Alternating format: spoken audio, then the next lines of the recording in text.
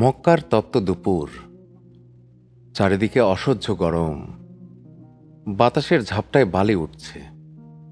রাসূলুল্লাহ সাল্লাল্লাহু আলাইহি ওয়াসাল্লামের মন আজ খুব ভারাক্রান্ত। তার জীবনের সবচেয়ে প্রিয় দুজন মানুষ চলে গেছেন। প্রিয়তমা স্ত্রী খাদিজা রাদিয়াল্লাহু আনহা আর নেই। ছায়ার মতো আগলে রাখা চাচা আবু তালিবও নেই। মক্কাবাসীদের অত্যাচার দিন দিন বাড়ছে। তারা এখন নবীজিকে একা পেয়ে আরও বেপরোয়া। চারিদিকে শুধুই শত্রু আর শত্রু। মক্কার রাস্তাগুলো তার জন্য সংকীর্ণ হয়ে গেছে। হৃদয়ে এক অদ্ভুত শূন্যতা। তিনি ভাবছেন, ইসলামের এই আলো কি নিভে যাবে? না, তিনি হাল ছাড়ার মানুষ নন। তার বিশ্বাস আল্লাহর উপর। তিনি চাইলেন নতুন কোনো জনপদে যাবেন, যেখানে মানুষ তার কথা শুনবে, যেখানে শান্তি আর সত্যের জয় হবে। তিনি তায়েফের দিকে রওনা হলেন। সাথে ছিলেন বিশ্বস্ত যায়েদ ইবনে হারিসা। মক্কা থেকে তায়েফ অনেক দূর, পাহাড়ি রাস্তা, অনেক চড়াই উতরাই। তাদের সাথে কোনো বাহন ছিল না। তারা হেঁটে হেঁটে পথ চলছিলেন। পায়ের চামড়া ফেটে রক্ত ঝরছিল, তৃষ্ণায় বুক ফেটে যাচ্ছিল। কিন্তু নবীজির লক্ষ্য ছিল স্থির। তিনি তায়েফের মানুষের মাঝে আলো জ্বালাতে চান। তিনি আশা করেছিলেন তারা তাকে বিমুখ করবে না। হয়তো সেখানে ইসলামের এক নতুন ভিত্তি তৈরি হবে। এই আশা নিয়েই তিনি তায়েফে প্রবেশ করলেন। কিন্তু তিনি জানতেন না সেখানে কি অপেক্ষা করছে। মানুষের মন কি পাথরের চেয়েও শক্ত হয়? তিনি তায়েফের সর্দারদের কাছে গেলেন। পরম মমতায় তাদের দিনের দাওয়াত দিলেন। কিন্তু তাদের প্রতিক্রিয়া ছিল ভয়াবহ। তায়েফের সর্দাররা তাকে উপহাস করল। তারা নবীজিকে তুচ্ছ জ্ঞান করল। তারা বলল, আল্লাহ কি তোমাকে ছাড়া আর কাউকে পাননি? তুমি কি আমাদেরকে ধ্বংস করতে এসেছ? নবীজি সাল্লাল্লাহু আলাইহি ওয়াসাল্লাম বড় আঘাত পেলেন। তিনি চেয়েছিলেন অন্তত তারা তার কথা শুনুক। কিন্তু তারা সাধারণ মানুষদেরকে তার বিরুদ্ধে লেলিয়ে দিল। তায়েফের দুষ্ট বালকদের হাতে পাথর তুলে দেয়া হলো। তারা রাস্তার পাশে সারিবদ্ধ হয়ে দাঁড়ালো। নবীজি যখন পথ চলতে শুরু করলেন, শুরু হলো পাথর বৃষ্টি। ছোট ছোট পাথর তার পবিত্র শরীরে বিঁধছিল। তার জুতো মোবারক রক্তে ভিজে একাকার হয়ে গেল।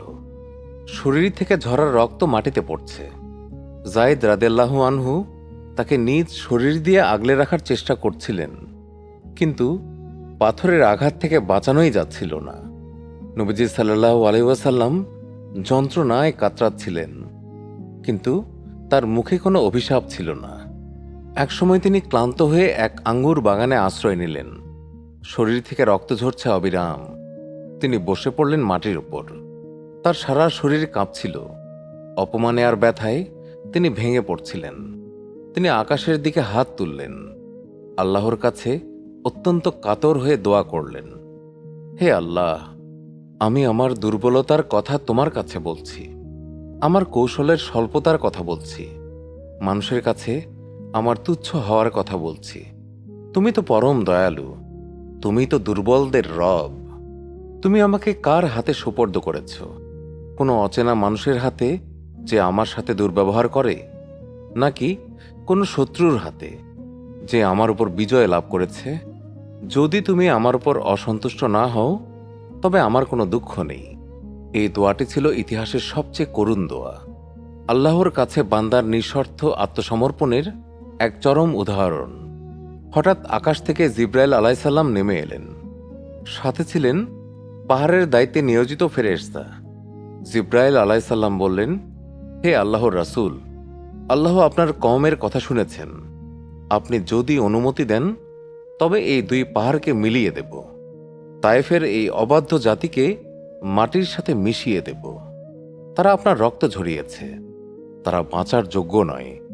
এটি ছিল নবীর জন্য এক বড় সুযোগ। তিনি চাইলেই তার শত্রুদেরকে ধ্বংস করে দিতে পারতেন। তিনি চাইলেই প্রতিশোধ নিতে পারতেন। কিন্তু তিনি রাহমাতুল লিল আলামিন। তিনি ছিলেন দয়ার সাগর। তার হৃদয়ে শুধুই ভালোবাসা আর করুণা। তিনি জিব্রাইল আলাইসাল্লামকে যা বললেন তা শুনে ফেরেশতারা অবাক হয়ে গেল। তিনি বললেন, না, তাদেরকে ধ্বংস করো না। আমি আশা করি তাদের বংশধরেরা একদিন আল্লাহর ইবাদত করবে। কি অসীম ধৈর্য আর মহানুভবতা! যেই মানুষগুলো তাকে রক্তাক্ত করল, তিনি তাদের জন্য দোয়া করলেন। তিনি তাদের অনাগত সন্তানদের মাঝে ইসলামের আলো দেখতে পাচ্ছিলেন। এটিই ছিল নবীজির মহত্ব। তিনি জানতেন মানুষের ঘৃণা ক্ষণস্থায়ী, কিন্তু আল্লাহর রহমত চিরস্থায়ী। তিনি কোনো অভিযোগ ছাড়াই তায়েফ থেকে ফিরে আসলেন। পথে এক খ্রিস্টিয়ান গোলামের সঙ্গে দেখা হলো। তার নাম ছিল আদ্দাস। আদ্দাস নবীজির কথা শুনে তিনি অবাক হলেন। সে তার পায়ে চুমু খেতে লাগল। সে বুঝতে পারল ইনি কোনো সাধারণ মানুষ নন, ইনি আল্লাহর প্রেরিত রাসূল। তায়েফের সে ভয়াবহ দিনে একজন মানুষের ঈমান নবীজির মনে শান্তি এনে দিল। তিনি বুঝলেন আল্লাহ তাকে একাকী ছেড়ে দেননি।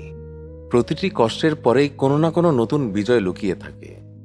তায়েফের এই ঘটনা আমাদের জীবনের এক বড় শিক্ষা।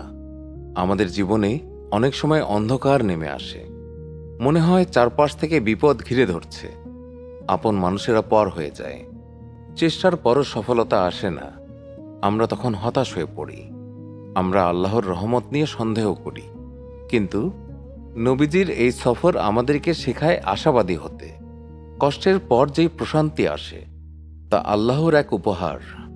আপনার জীবনে আজ হয়তো পাথর বৃষ্টি হচ্ছে, মানুষ আপনাকে নিয়ে উপহাস করছে, আপনি একা হয়ে পড়েছেন। কিন্তু মনে রাখবেন, আল্লাহ তাআলা সব দেখছেন। তিনি আপনার ধৈর্যের পরীক্ষা নিচ্ছেন। আপনি যদি ধৈর্য ধরেন তবে আপনিও বিজয়ী হবেন। আপনার প্রত্যেকটি চোখের জল আল্লাহর কাছে সংরক্ষিত রয়েছে। তিনি কখনোই তার বান্দাকে বিফল করেন না। ইসলাম মানেই হলো আশা। ইসলাম মানেই হলো আবার উঠে দাঁড়ানো। আপনি অনেক পাপ করেছেন। আপনি কি ভাবছেন আল্লাহ আপনাকে মাফ করবেন না? এটি শয়তানের ধোঁকা। আল্লাহর রহমত তার ক্রোধের চেয়েও অনেক বড়। আপনি শুধু একবার তওবা করে দেখুন, তিনি আপনাকে বুকে টেনে নেবেন। অন্ধকার রাতের পরেই উজ্জ্বল সকাল আসে। শরতের ঝরা পাতার পরেই বসন্তের ফুল ফোটে। আপনার দুঃখের দিনগুলো একদিন ফুরিয়ে যাবে। শুধুই বিশ্বাস রাখুন সেই মহান সত্তার উপর, যিনি আপনাকে সৃষ্টি করেছেন, যিনি আপনার হৃদস্পন্দন নিয়ন্ত্রণ করেন, যিনি আপনাকে কখনোই একা ছেড়ে দেবেন না। তার কাছে রয়েছে সব সমস্যার সমাধান। আমরা প্রায় দুনিয়ার পেছনে ছুটি। দুনিয়ার একটু কষ্টে আমরা মুষড়ে পড়ি, কিন্তু আমাদের আসল গন্তব্য তো জান্নাত। সেখানে কোনো দুঃখ থাকবে না, সেখানে কোনো একাকিত্ব থাকবে না। আমাদের নবী সাল্লাল্লাহু আলাইহি ওয়াসাল্লাম কত কষ্ট সহ্য করেছেন। তিনি আমাদের জন্য রক্ত দিয়েছেন, তিনি আমাদের জন্য দোয়া করেছেন। তার সেই ভালোবাসাই আমাদের পাথেয়। আমরা যদি তার পথে চলি তবে আমাদের জীবন ধন্য হবে। ধৈর্য ধারণ করুন প্রত্যেকটি বিপদে, শুকরিয়া আদায় করুন প্রতিটি নেয়ামতে। দেখবেন আপনার জীবন এক স্বর্গীয় শান্তিতে ভরে গেছে। আপনার চারপাশের মানুষকে ভালোবাসুন, ক্ষমা করতে শিখুন। ক্ষমা করলে মন হালকা হয়, হিংসা করলে আত্মা জ্বলে যায়। আপনি যদি মানুষের প্রতি দয়ালু হন তবে আল্লাহ আপনার প্রতিও দয়ালু হবেন। জীবনটা খুব ছোট। এই ছোট জীবনে অনেক কিছুই করার আছে। হতাশ হয়ে বসে থাকার সময় নেই। আজই নতুন করে শুরু করুন। নিজের ভুলগুলো থেকে আপনি শিক্ষা নিন। আল্লাহর কাছে ক্ষমা চান। প্রতিটি দিনকে ইবাদত মনে করুন। মানুষের উপকারে নিজেকে বিলিয়ে দিন। দেখবেন পৃথিবীটা কত সুন্দর। আপনার ছোট একটি হাসি হয়তো কারো মনে আশা জাগাতে পারে। আপনার একটি ভালো কথা হয়তো কারো জীবন বদলে দিতে পারে। ইসলাম আমাদেরকে সেই শিক্ষাই দেয়। এটি একটি জীবনবিধান যা মানুষকে অন্ধকার থেকে আলোতে আনে, যা মানুষকে হতাশা থেকে আলোর পথে পরিচালিত করে। আমাদের প্রতিটি পদক্ষেপ হোক আল্লাহর সন্তুষ্টির জন্য। আমাদের প্রত্যেকটি শব্দ হোক হিকমাতে ভরা। হে মুমিন, তুমি নিরাশ হইও না। তোমার রব তোমাকে ভুলে যায়নি। তিনি তোমার জন্য এক বিশাল পুরস্কার প্রস্তুত রেখেছেন, যা কোনো চোখ দেখেনি, কোনো কান তা শোনেনি। জান্নাতের সেই সুখের কাছে দুনিয়ার সব কষ্ট তুচ্ছ। তুমি শুধুই ঈমানের ওপর অটল থাকো। বাতাসের ঝাপটায় প্রদীপের আলো যেন নিভে না যায়। ঈমানের আলো দিয়ে তোমার হৃদয়কে আলোকিত করো। প্রতিদিন কুরআন পড়ো। এর অর্থ বোঝো। কুরআন হলো অন্ধকার পথের এক উজ্জ্বল বাতি। সেখানে তুমি তোমার মনের সব উত্তর পাবে।